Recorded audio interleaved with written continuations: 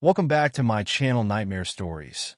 Today we are going to tell my Gamma Halloween story named Haunted Echoes, Tales of Terror. The room was dark, save for the flicker of a lone candle, its light casting long, eerie shadows on the walls. The air was heavy, thick with an unsettling stillness that made the hairs on the back of your neck stand up. My dear, come closer. Let me tell you a story. No, a collection of tales that haunted me and many others when we were younger. These are the kinds of stories that make you pull the covers over your head and pray that morning comes quickly. The kind of stories that creep into your dreams and turn them into restless nightmares. It began with something simple, something all kids feared. We called him the Boogieman, a shadowy figure with no face, no form. Just a name whispered in the dark to make children behave. Go to bed, or the boogeyman will get you. It didn't matter who he was or where he came from. The very thought of him lurking in the shadows was enough to keep you from mischief. The boogeyman was an enigma, an undefined terror. And that's what made him so frightening. He could be anywhere, under your bed, behind your door, or even right behind you. My cousin Sam once swore he saw the boogeyman. He was 9 years old and refused to sleep with the lights off after that night. He described a figure, tall, cloaked in shadows, with glowing red eyes that pierced through the darkness. Sam claimed the boogeyman didn't speak, but just stood there, watching. He told us this story with trembling lips and wide eyes, and though we laughed it off, none of us slept well that night. But that was just the start. When I was young, there was another tale that chilled us to the bone. It was about Bloody Mary. Have you heard of her? No? Well, let me tell you. The story went like this. If you went into a bathroom, turned off the lights, and looked into the mirror while saying her name 3 times, Bloody Mary, Bloody Mary, Bloody Mary, she'd appear. No one knew what she looked like. Some said she was a ghost, others a demon, but everyone agreed she was terrifying. Now, I was too scared to try it myself, but there was a boy in our school, a brave soul, or maybe just foolish. His name was Ricky, and he was always looking for a way to prove his courage. He did it.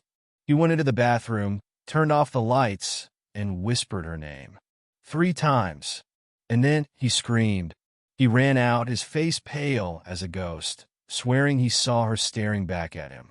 Her face, he said, was gaunt, her eyes hollow, and her lips twisted into a sinister smile. Of course, we teased him, but deep down, none of us dared to prove him wrong. And if that wasn't enough, there was Candyman. Like Bloody Mary, you had to say his name into a mirror, but this time it was a man who'd appear. They said he had a hook for a hand and would strike you down if you dared summon him. Unlike Bloody Mary, his legend came with a backstory. He was said to be the ghost of a man wronged in life, seeking revenge on those who called him forth. I never tried that one either, but the thought of it, it was enough to keep me away from mirrors after dark. Then there were the haunted houses. Every Halloween, someone would turn a house, or sometimes an entire school, into a maze of terror. There'd be fake eyeballs made of peeled grapes, cold spaghetti masquerading as intestines, and rooms so dark you couldn't see the person in front of you. But the scariest part? The jump scares.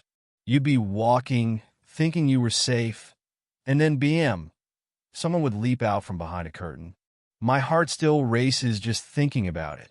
I remember one particular haunted house vividly. It was set up in an abandoned building on the edge of town. The organizers went all out, creating an atmosphere so chilling that even the bravest among us hesitated to enter. Inside, there was a room filled with mannequins, all dressed in tattered clothing. Their lifeless eyes seemed to follow you as you walked by. And then, just as you let your guard down, one of them would move.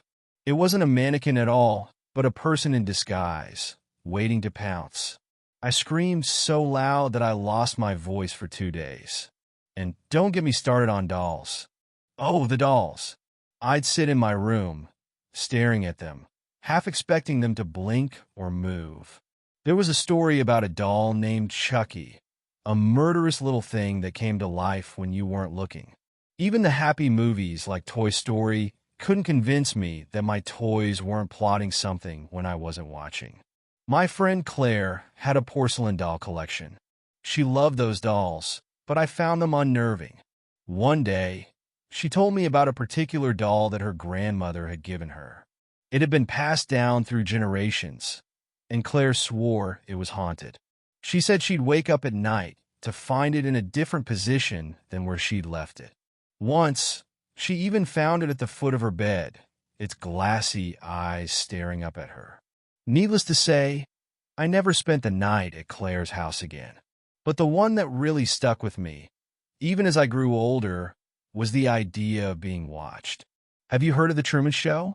It wasn't even a scary movie, but the thought of your whole life being a lie, of cameras hidden in every corner, watching your every move, that paranoia stayed with me for years. I'd look over my shoulder, wondering if someone was there, recording, laughing at my every mistake. And then there was La Chupacabra, a monster that came straight from the stories of the South. They said it fed on goats, but there were whispers it didn't stop there. Small animals, even people, weren't safe. It was part demon, part beast, and entirely terrifying. Some folks swore they saw it, said there was evidence like the way they talked about Bigfoot. Whether it was real or not didn't matter. The fear it brought was real enough. There was an old farmer who lived on the outskirts of town. He claimed to have encountered the Chupacabra. He said it came in the dead of night, its glowing eyes piercing through the darkness.